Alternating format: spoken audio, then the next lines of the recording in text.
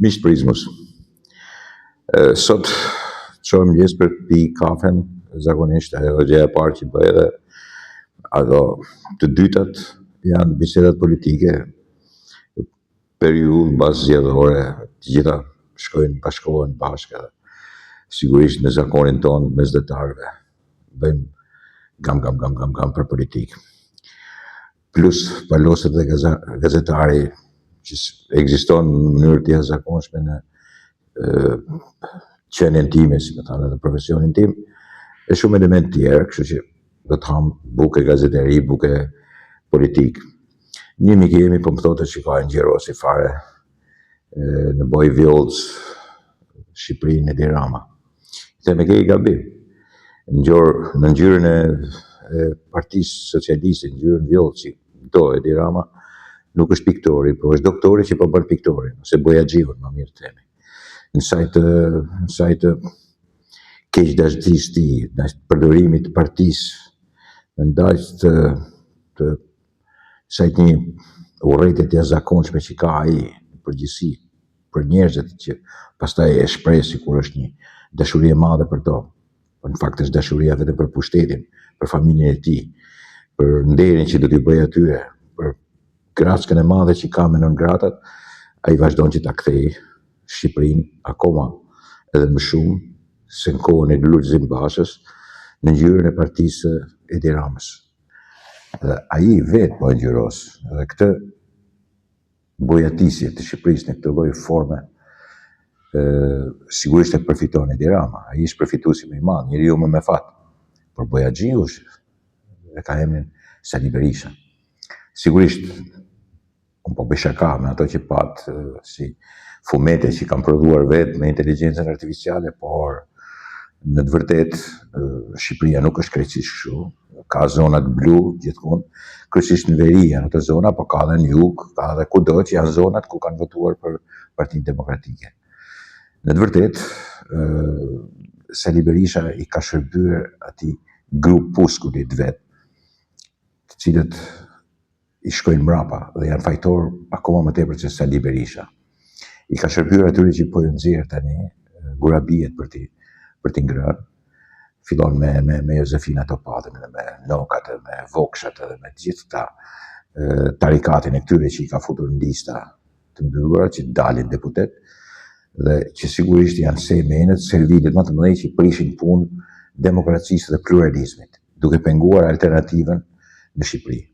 Të tillë njerëz të sprovuar, sidomos të emra që përmenda, ka dhe tjerë, plot si punë e tyre, që i kemi provuar, ka rënë që në 2013, dhe që demek u shiten se mund të kthehen në 2025, nuk janë asgjë tjetër veç se degradimi më i madh, më i paftyr dhe njëkohësisht më tradhtar për pluralizmin edhe për demokracinë në Shqipëri. Dëshima në Partinë Demokratike si zakonisht nuk bëhet asnjë analizë. Thjesht përmendet fakt se na i vodhën, ne i grabitën zgjedhjet. Bota do merret më vonë me këta kështu tha ose bëj Odiri, Amerika kanë nxjerrë teorinë tash që Amerika do merret me to edhe do ta bëjnë Edi Ramën të ikin, dhe të binë Sali Berishën edhe Gjozepinën bashkë me Mund Nokën edhe Vokshin. Këtë lloj tarikati, shumë tarikat tjetër, tash e humbje fjalën që është komunisti tjetër bashkë me Sali Berishën që vazhdon të kërkojë pushtet në këtë gjë, ose në këtë marrëzi që konsiderohet politikë alternative në Shqipëri. Në këtë mes nuk ka si gjë për të habitur. Kjo është e paralajmëruar. Ishte paralajmëruar fitoria e Edi Ramës, ishte paralajmëruar dhe shifrat e fitores së Edi Ramës, ishte paralajmëruar humbja e Sali Berishës dhe është paralajmëruar përdorimi nga ana e Sali Berishës humbjes së tij. Për të rindezur edhe herë, revolucionarizuar edhe herë ata të shkretët që janë poshtë që përdoren, po që tashmë nuk janë të shkretë, janë thjesht njerëz të përdorshëm. Duhet të përdorëm, kanë dëshirën e tyre që ti përdori dikush. Sigurisht kur votojnë një komunist vitit 1968 në 2025 si alternativë edhe për më tepër 81 vjeç, këtyre njerëzve s'ke çfarë ju thua. Është ndarë historia në ata që duan të futen në urbanitet, në Evropë dhe në modernitet, në civilizim, dhe ata që kundërshtojnë ta bëjnë këtë gjë dhe që përfaqësohet nga Sali Berisha, grupi i tij i famshëm, shfrytëzuesi i alternativës së munguar politike dhe që sigurisht Edi Rama i do fort. I ka hajmali, du t'i mbajnë për xhepa, kështu si amulet vegjit, tamam hajmali. Është njeriu me fati, përkthyer nga fati në këtë vend, cili sigurisht i ka bërë nder fatit të tij, ndjek fatin e tij, Edi Rama ditë ndjek fatin e tij në mënyrë të jashtëzakonshme politikisht, dhe për këtë sigurisht i duhet dhënë haku dhe merita, absolutisht po, ashtu si kundër ka meritën e madhe të marrëdhënieve të shkëlqyeshme ndërkombëtare që ka sot.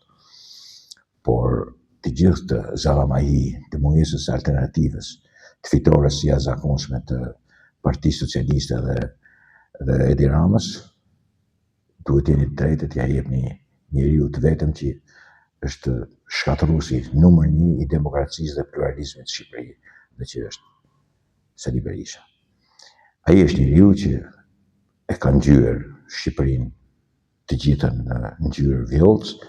Ai është njeriu që gëzohet dhe ndan biskota njerëzve, sejmenëve të tij, qellarëve të tij, njerëzve pa asnjë lloj parimi moral politik, dhe që sigurisht shfrytëzon pastaj trushplarët e tij, ignorantët poshtë, cilët janë fatkeqësia e madhe e këtij vend, por janë 34%, 30%, që kujtojnë se Alternativë është një person, një individ si puna e tij, ose që e japin urrejnë kaq shumë Edi Ramën, sa kujtojnë se duke i vënë përballë një njeri negativ edhe të shturur mendimesh edhe politike si Sali Berisha mund ta mundin. Dakord, miqtë e mi, e kjo është situata e 2 ditëve mbrapa. Situatat e tjera dihet se kush janë, jo vetëm kundërshtimi, mosnjohja e zgjedhjeve, thirrja e ndërkombëtarëve, mosfutja në parlament, fillimi i protestave, të tilla gjëra që presupozohet. Bile unë po parashikoj edhe diçka tjetër. Me 16 kemi takimin e gjithë krerëve të Evropës në sheshin Skënderbej. Ja jap me firmë që Sali Berisha do të shpalli ditë proteste, do ta bëj para këtyre përfaqësuesve të Evropës në sheshin Skënderbej, duke u munduar të ngatrojë gjithçka, duke u munduar të bëjë rrëmujën më të madhe, mundësisht të djegi, që sigurisht ata të kuptojnë që këtu nuk është Edi Rama dhe këtu nuk është samiti i tyre, po këtu është Sali Berisha. Dakord, miqtë e mi, edhe për këtë do të ndërmohet nga gjithë majmunët që përmenda dhe emrat, të cilët e shoqërojnë mbrapa dhe e marrin me të mirë, i krejnë bishtin, krye majmunit. Dakord.